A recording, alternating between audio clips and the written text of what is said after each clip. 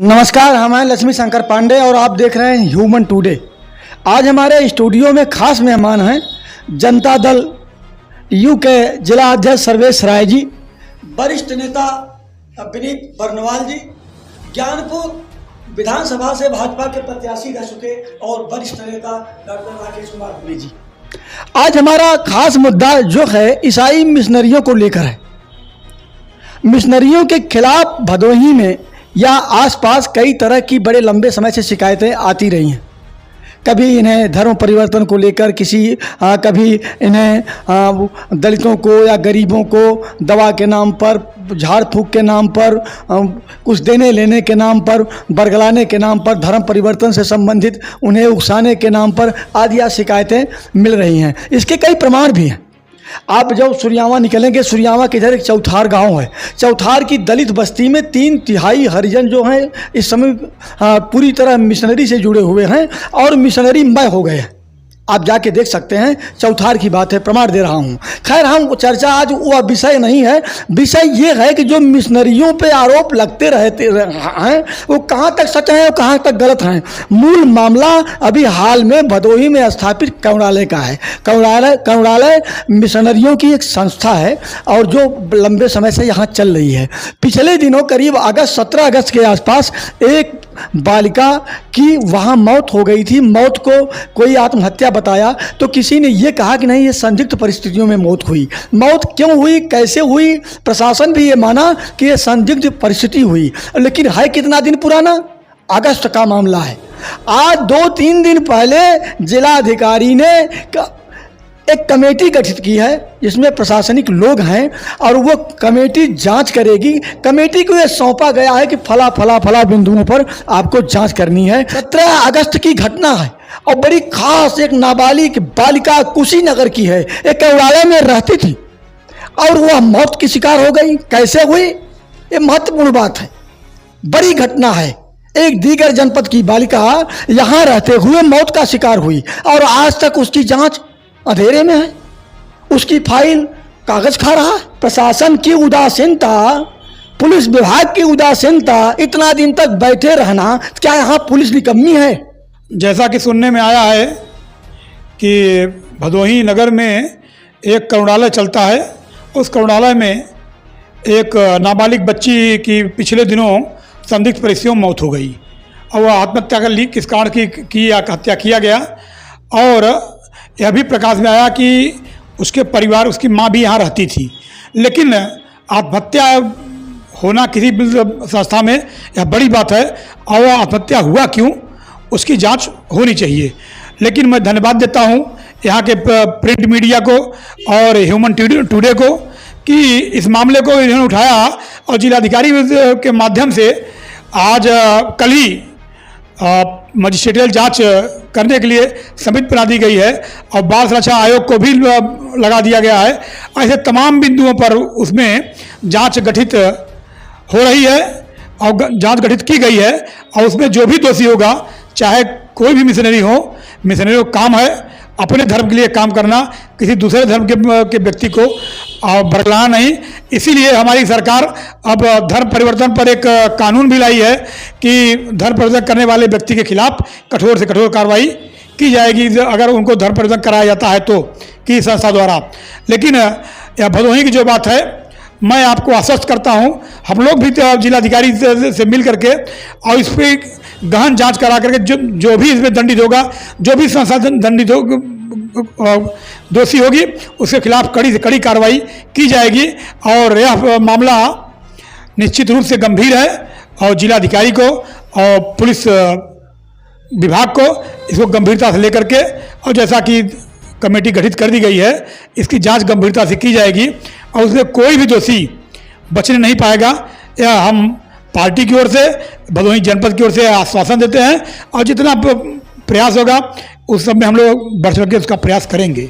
क्या आप मानते हैं कि जो भदोही जनपद का प्रशासन है, पुलिस, विशेषकर पुलिस प्रशासन, क्या वास्तव में यह सुशासन के लायक है, या सिर्फ सुशासन चलाने की जो काबिलियत होनी चाहिए, जो तकमा मिलना चाहिए, जो महत्व सम्मान मिलना चाहिए, क्या वह इस मामले में जिस तरह वह उपेक्षा की, उदासीनता बरती, क्या उसे ये खिताब मिल सकता है? देखिए, मैं सर्वप्रथम आपके चैनल को बहुत बहुत बधाई देता हूं कि उसने इस गंभीर विषय को प्रमुखता से उठाया, जबकि यह 17 अगस्त का मामला है। और मैं आपको यहां बताना चाहूँगा कि जैसे बिहार में सुशासन, वैसे हमारे उत्तर प्रदेश में माननीय योगी जी महाराज के नेतृत्व में जो सरकार चल रही है उसमें भी सुशासन ही है।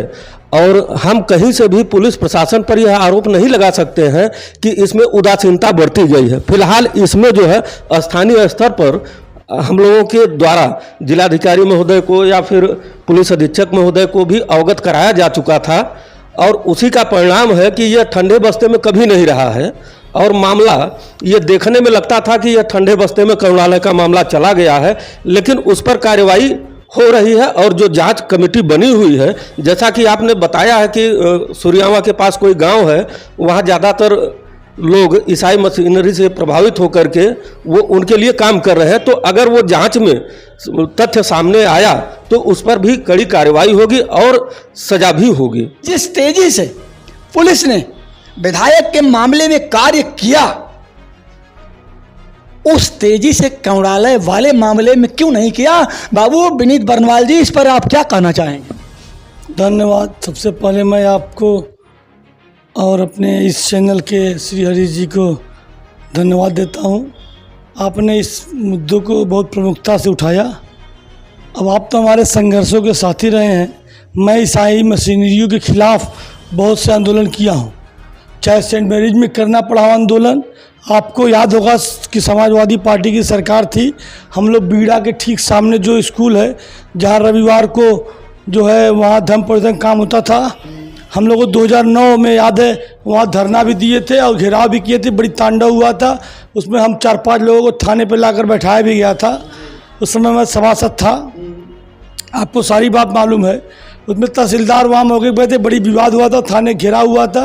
तो हम लोग तो हमेशा ईसाई मशीनरी को कहते रहते हैं, ये अपने यहाँ चपरासी भी रखेंगे तो उसका धर्म परिवर्तन करा कर रखते हैं। अपने यहाँ स्टाफ रखते हैं तो उसको जो है मसीह बना कर रखते हैं। तो हम लोग तो एक आंदोलन छेड़े हैं। अभी जब से ये सरकार आई है तब से इनके थोड़ा सा इनके ऊपर ब्रेक लगा है, अब ब्रेक लगने जा रहा है। अभी धर्म परिवर्तन में बहुत बड़ा कानून भी आने वाला है। चूँकि भदोही में इन्होंने बहुत सी घटनाएं की। अब आपको जहाँ करुणालय है उसके ठीक पीछे कुष्ठाश्रम है, उस पूरे कुष्ठाश्रम को ईसाई मशीनरी अपने दबाव में लेकर के वहाँ धमाका काम करने जा रही थी, कर रही थी। हमारे स्थानीय लोग के सहयोग से हम लोग वहाँ 2 बार बड़ा तांडव हुआ था, बड़ी विवाद हुआ था। तो वो जीवनदीप कुछ सोसाइटी आश्रम बना, वहाँ मंदिर का निर्माण हुआ। लेकिन ये इनकी मंशा देखिए, ये वही पास में एक ज़मीन ले लेते हैं और उसको करुणालय बनाते हैं।